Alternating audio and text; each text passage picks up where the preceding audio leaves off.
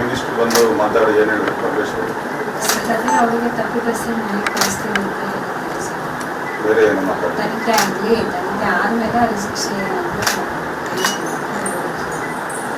ಮಕ್ಕಳಿಗೆ ಎಜುಕೇಷನ್ಗೆ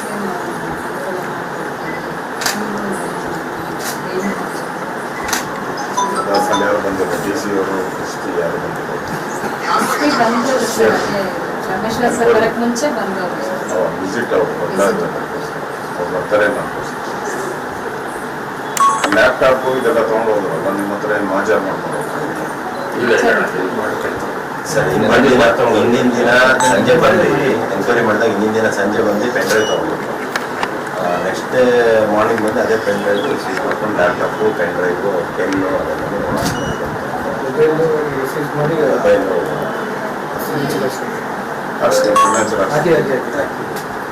ನೀವೇ ನೋಡಿಲ್ಲ? ಲ್ಯಾಪ್ಟಾಪ್ ನಾವು ಓಪನ್ ಮಾಡಿ ನೋಡಿಲ್ಲ.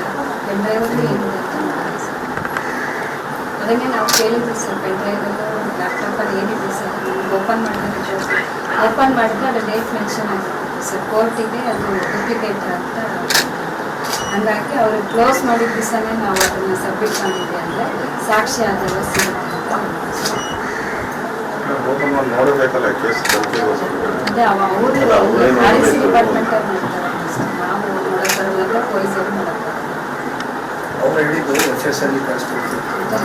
ಮೊಬೈಲ್ ಟ್ರಾನ್ಸಾಕ್ಷನ್ ಆಗಿದೆ, ಡೀಟೇಲ್ಸ್ ಮೊಬೈಲಲ್ಲಿ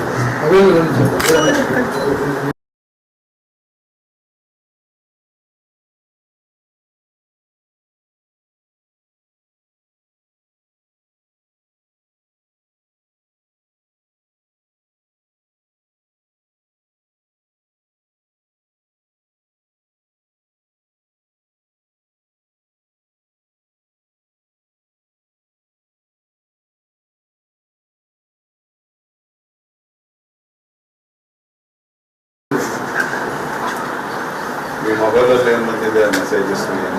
ಇಲ್ಲ, ಎಲ್ಲ ಲಾಕ್ಸು ಅವ್ರು ಯಾರು ಮಾಡ್ಕೊಂಡು ಸರ್ಕಾರ ಯಾವುದೇ ಇರಲಿ ಏನಿದೆ ಐಜಿಟಿ ಮತ್ತು ಈಗ ಓಪನ್ ಮಾಡಿದ್ರೆ ಮತ್ತು ಈಗ ಅದು ಏನಾದ್ರು ಬೇರೆ ಬರ್ತದೆ ಏನು ಮಾಡೋದು ಅಂತ ಹೋಗೋದು.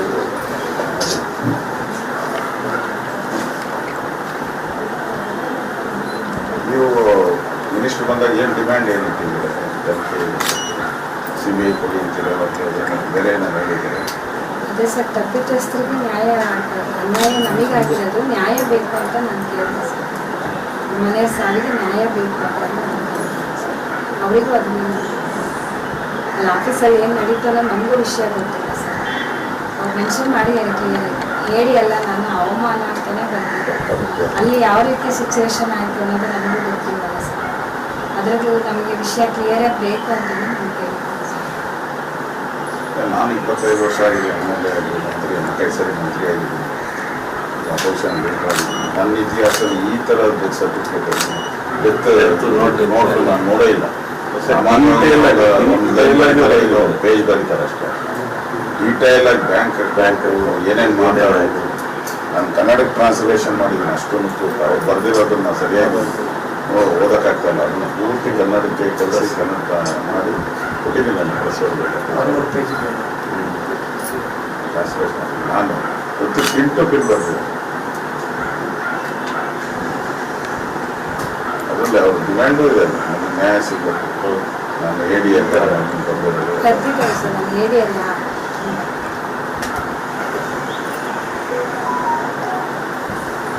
ಅದು ಅವ್ರಿಗೆ ಅರೆಸ್ಟ್ ಆಗಲಿ ಯಾವುದೂ ಆಗಿಲ್ಲ ಸರ್. ನಮಗೆ ಅಮಾನತುಗೊಳಿಸಿದ್ದೀವಿ ಅಂತ ಮಾತ್ರ ಗೊತ್ತಲ್ಲ, ಆದೇಶ ಅಂತ ಅಷ್ಟೇ ತೋರಿಸ್ತಾ ಇದ್ದಾರೆ. ಮೊನ್ನೆ ಅದಕ್ಕೆ ನಾನು ಹೇಳಿದ್ದೀನಿ, ಅಮಾನತು ಮಾಡಿ ಅವ್ರನ್ನ ಬಂಧಿಸ್ತಾರೆ. ಅವರು ಎಲ್ಲ ಹೇಳ್ಬಿಡ್ತಾರೆ ಏನೇನಾಗಿದೆ ಅಂತ ಹೇಳ್ತಾರೆ. ಅವರು ಸರ್ಕಾರದ ಬಂಡವಾಳ ಬಯಲಾಗ್ತದೆ, ಅದಕ್ಕೋಸ್ಕರ ಮುಚ್ಚಿಟ್ಟಿದ್ರು ಅಂತಲೇ ನಾನು ಹೇಳಿದ್ದೀನಿ. ನನ್ನ ಡಿಮ್ಯಾಂಡ್ 5 ಡಿಮ್ಯಾಂಡಲ್ಲಿ ಅದು ಒಂದು ಡಿಮ್ಯಾಂಡ್, 5 ಡಿಮ್ಯಾಂಡ್ ಹೇಳಿದ್ದೀನಿ. 5 ಡಿಮ್ಯಾಂಡಲ್ಲಿ ಈ ಲ್ಯಾಪ್ಟಾಪು ಇದ್ರದ್ದು ಒಂದು.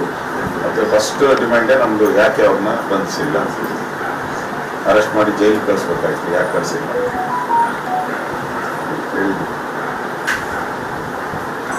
ಇಲ್ಲ. ಇನ್ನೊಂದು 2-3 ದಿನ ಬೆಳವಣಿಗೆಯಲ್ಲಿ ಭಾಳ ಬದಲಾವಣೆ ಆಗ್ತದಮ್ಮ. ನಾವು ಹೋರಾಟ ಶುರು ಮಾಡಿದ್ದೀವಿ ಎಲ್ಲ ಕಡೆ, ಇಡೀ ರಾಜ್ಯದ ಎಲ್ಲ ಕಡೆ.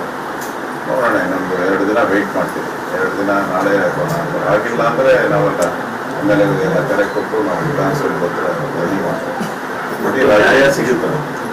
ನ್ಯಾಯ ಸಿಗೋರು ಬಿಡೋದೇ ಇಲ್ಲ. ಯಾಕಂದ್ರೆ ನೀವು ವಿಧಾನಸೌಧ ಅಧಿವೇಶನ ನಡೀತದೆ, ಬನ್ನಿ ಅವರು ಅದಕ್ಕೆ ನೋಡಿ ಬಿಡಲ್ಲ. ಇವ್ರಿಗಂತೂ ಏನಾಗಿದೆ ಪಿಂಟ್ ಟು ಪಿಂಟ್ ವರದಿ ಕೊಟ್ಟು ಇದ್ರ ಮೇಲೆ ತಪ್ಪಿತಸ್ಥಕ್ಕೆ ಗೊತ್ತು. ಅವರೆಲ್ಲ ಫೋಟೋಗಳು ಹಾಕಿದ್ದೀನಿ ನಾನು. ಡಿ ಕೆ ಶಿವಕುಮಾರ್ ಇದ್ದಾರೆ, ಸಿದ್ದರಾಮಯ್ಯ ಇದ್ದಾರೆ, ಎಲ್ಲ ನಾಗೇಂದ್ರ ಇದ್ದಾರೆ. ನಾಗರಾಜ್ ಅಂತ ನಾಗರಾಜ್ ಅಂತ ಇದೆ ನನ್ನ ಹತ್ರ ಫೋಟೋಸ್ ಎಲ್ಲ ಇದೆ. ನನ್ನ ಬ್ಯಾಂಕ್ಗಳು ಅಂಥದ್ದೆಲ್ಲ ಇಲ್ಲೇ ಹೊರಗಿದೆ. ಇಷ್ಟು ಬ್ಯಾಂಕ್ ಕಂಪ್ನಿಗಳಿಗೆ ಟ್ರಾನ್ಸ್ಫರ್ ಮಾಡಿದೆ, IT ಕಂಪನಿ. ವಾಪಸ್ ಬಂದಿದೆ ಇತಿಹಾಸ ಇಲ್ಲ. ನಾನು ಅದೇ ಹೇಳಿದ್ದೀನಿ. ಯಾರು ಪರಮೇಶ್ವರು ಏನು ಹೇಳಿದ್ರು ಅಂತಂದರೆ ಎಲ್ಲ ದುಡ್ಡನ್ನ ವಾಪಸ್ ತರ್ತಾ ಇದ್ದೀವಿ ಅಂತ ನಾನು ಕಮೆಂಟ್ ಹೇಳಿದ್ದೀನಿ ಬಸ್ಸಲ್ಲಿ. ಹಂಗೆ ಅವ್ರ ಜೀವನ ವಾಪಸ್ ತಂದು ಕೊಟ್ಬಿಡಿ, ಕೇಸ್ ಅವರು ದುಡ್ಡು ವಾಪಸ್ ತಗೊಳ್ತಾರೆ, ಹೊರಗೆ ಬರ್ತಾರೆ ಎಲ್ಲ ಅವ್ರಿಗೆ ಜೀವ ನಮ್ತಾ ಇದೆ ಸರ್. ನಷ್ಟ ಆಗಿದ್ದು ನಮಗೆ.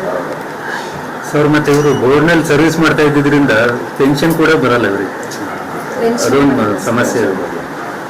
ಬೋರ್ಡ್ ಅಲ್ವಾ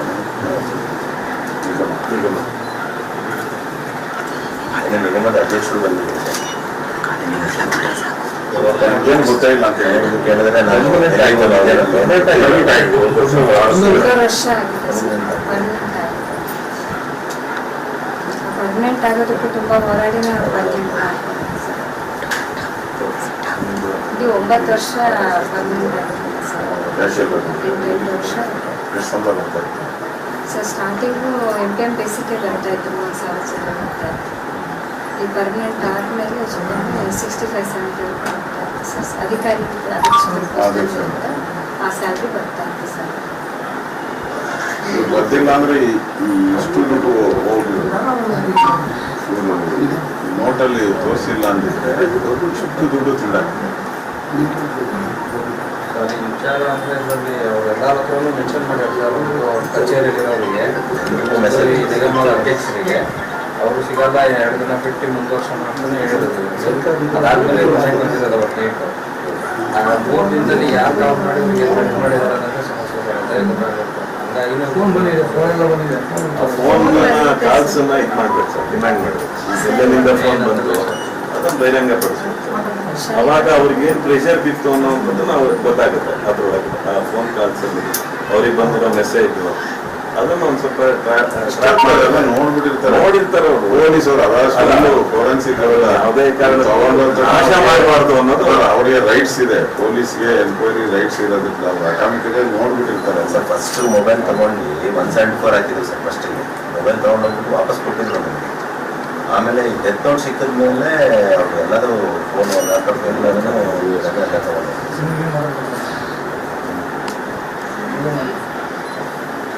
ಚುರುಕಾಗಿರೋದು ಚನ್ನಬಸಪ್ಪು ನಮ್ಮ ಮೇಘಣ್ಣ ಅವ್ರು ಬಂದ ಮೇಲೆ ಚುರುಕಾಯ್ತು.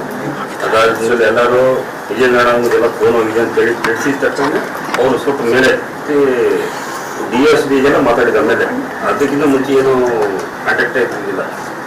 ಅದೇ ಶನಿವಾರ ಪೂರ್ತಿ ಅವ್ರು ಫೋನ್ ಸೈಲೆಂಟಿಗೆ ಹಾಕ್ಬಿಟ್ಟಿದ್ರು ಸರ್. ಫೋನೇ ರಿಸೀವ್ ಮಾಡಲಿಲ್ಲ. ತುಂಬ ಫೋನ್ಗಳು ಬರ್ತಾ ಇತ್ತು. ಯಾರು ಇರಲಿಲ್ಲ ಅವಾಗ. ಶನಿವಾರ ಇಡೀ ದಿವಸ ನಾನು ಇದ್ದೆ ಸರ್, ಸಂಡೇ ಇದ್ದೆ. ನಾನು ಡೆತ್ ಆಗಿತ್ತು ಮನೇಲಿ ಯಾರು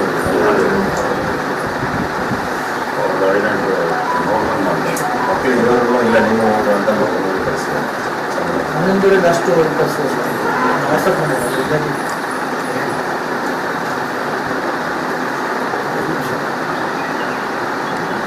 ಪುನಃ ಇದು ಏನೇ ಮಾಡಿದ್ರು ನಾವು ನ್ಯಾಯ ಕೊಡೋದು ಅದೇ ಅಸೆಂಬ್ಲಿಯಲ್ಲಿ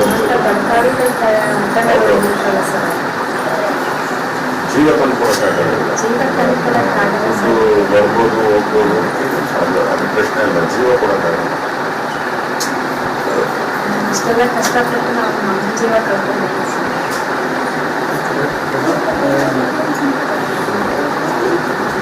ಇದೆಲ್ಲ ನಿಷ್ಠಾವಂತ ಅಧಿಕಾರಿಗಳು ಒಬ್ಬೊಬ್ಬರು ಈಗ ಹೋಗ್ತಾ ಇದ್ದಾರೆ, ಸಾಯ್ತಾ ಇದ್ದಾರೆ. ಬೆಲೆನೇ ಇರೋದು, ಪ್ರಾಮಾಣಿಕತೆಗೆ ಬೆಲೆನೇ ಇರೋದು.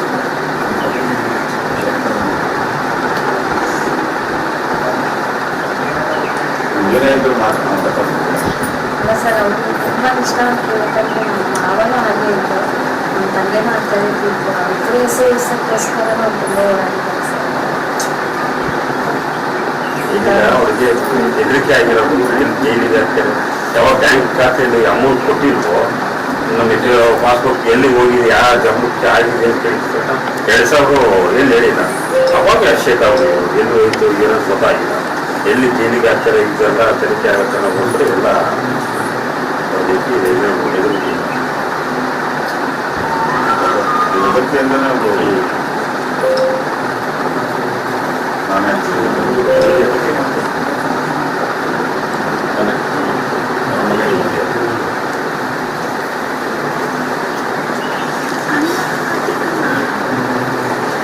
ಏನಾಯಿತು ನಾವು ಹೆಚ್ಚಾಗಿರ್ತಾರೆ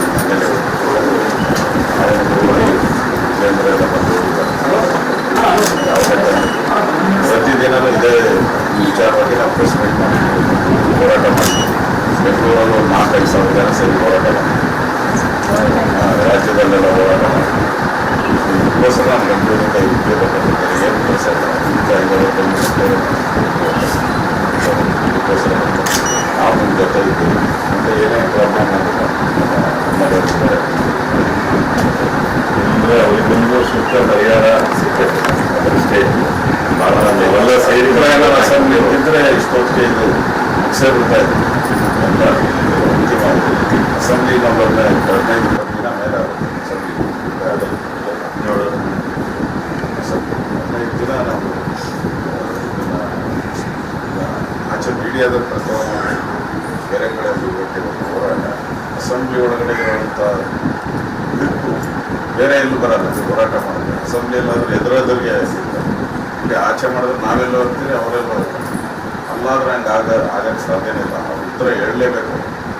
ಮತ್ತು ಈ ವಿಚಾರವಾಗಿ ಅವ್ರ ಬಗ್ಗೆ ಇನ್ನೂ ಏನೇನು ಅವಾರ್ಡ್ಸ್ ಇರೋಲ್ಲ ಅದೆಲ್ಲ ತಗೊಂಡ್ರೆ ಅಸೆಂಬ್ಲಿಗೆ ಅಷ್ಟೊತ್ತಿಗೆ ನಾನು ರೆಡಿ ಮಾಡ್ತೀವಿ. ಚೆನ್ನೈಯಲ್ಲಿ ಅವ್ರಿಗೆ ಏನೇನು ಬಂದಿದೆ ಹಿಂದೆ ಏನೇನು ಕೆಲಸ ಮಾಡ್ತಾರೆ ಮಾಡ್ತಾರೆ.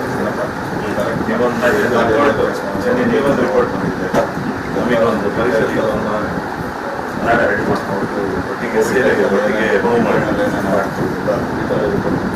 ಲೆಫ್ಟ್ ಜಾಗ ಗೌರವ ಬರ್ಬೇಕು, ಗೌರವ ಬರಬೇಕು. ಗೌರವ ಬರ್ಬೇಕಾದ್ರೆ ನಾನು ಮಾತಾಡ್ತೀನಿ ಅಸೆಂಬ್ಲಿಯಲ್ಲಿ ಇವ್ರ ಬಗ್ಗೆನೇ ಒಂದು 10-20 ನಿಮಿಷ ಅವ್ರಿಗೆ ಒಳ್ಳೆಯವರಾಗಿದ್ದು ಮಾತಾಡ್ತೀನಿ. ಅದು ಇಡೀ ರಾಜ್ಯಕ್ಕೆ ಗೊತ್ತಾಗ್ತದೆ. ಅಟ್ಲೀಸ್ಟು ಗೌರವದ ಪ್ರಶ್ನೆ ಆದರೂ ಬರಲಿ, ಆಮೇಲೆ ಪರಿಹಾರಕ್ಕೂ ಇದೆಲ್ಲ ಆಮೇಲೆ ಮಾತಾಡ್ತೀನಿ. ಶಿಕ್ಷೆ ಅಂತೂ ಆಗುತ್ತಲ್ಲ, ನಾವು ಅದಕ್ಕೆ ಯಾವುದೇ ಕಾರಣಕ್ಕಿಲ್ಲ. ಇವ್ರನ್ನ ನ್ಯಾಯದ ಪರವಾಗಿ ನಿಂತ್ಕೊಂಡು ನಾವು ಪೂರ್ತಿ ನ್ಯಾಯದ ಪರವಾಗಿ ಇಡೀ MP ಒಂದು 5,000 ಜನನೂ ಅವತ್ತು ಬಂದು ಅಂದ್ರೆ ಇವರು ಅವ್ರದ್ದೆಲ್ಲ ಮಾಡ್ತಾ ಇದ್ದಿದ್ದು, ಮ್ಯಾಪಿಂಗ್ ಇದೆಲ್ಲ ಮಾಡಿ ಅವರಿಗೆ ಕೊಡ್ತಾ ಇದ್ದಿದ್ದು. ಹಂಗಾಗಿ ಅವ್ರ ಮೇಲೆ ಗೌರವ ಇದೆ. MPM ಅಲ್ಲಿ ಇದ್ದಾಗ ಯಾರ ಹತ್ರನೂ ₹1 ಮುಟ್ತೇನೆ ಅವರೇ ಮಾಡ್ತಾ ಇದ್ದೀವಿ ಸಾಹಿತ್ಯ.